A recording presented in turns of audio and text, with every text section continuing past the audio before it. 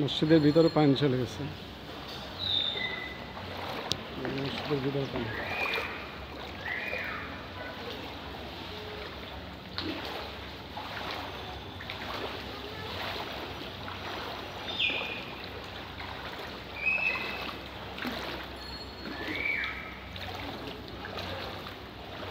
এই যে মসজিদের ভিতরে পানি চলে গেছে।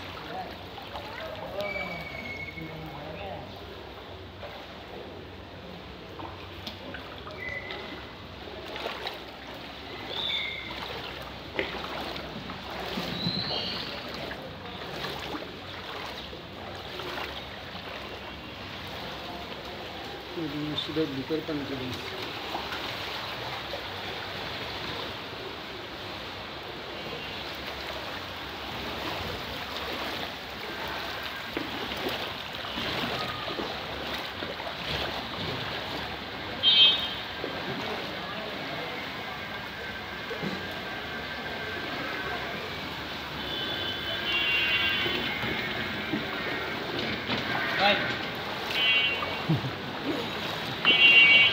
কষ্টকে যে জয় করে মুখে হাসি থাকে।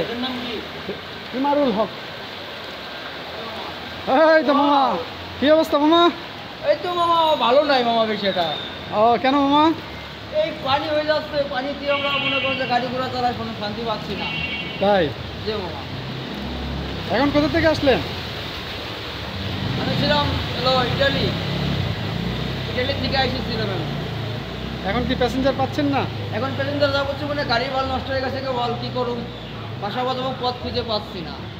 বাসাবো যাবেন? জি সোজা যে ডাইনে যান মেন রোডে, পুরো এলাকা সব এলাকা পানি। হ্যাঁ, পুরো সব এলাকায় পানি, মানে আমরা গাড়ি যারা চালাচ্ছি এটা মনে করেন যে আমরা খুব অনেক কষ্টতে মনে করেন যে পেটের ভাত গুছাইতেছি।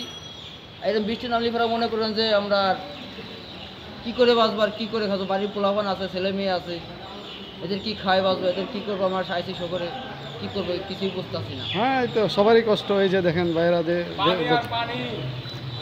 ঢাকা শহরে আসলে অনেক এলাকাতেই পানি। এই যে ভাইটা কষ্ট করছে।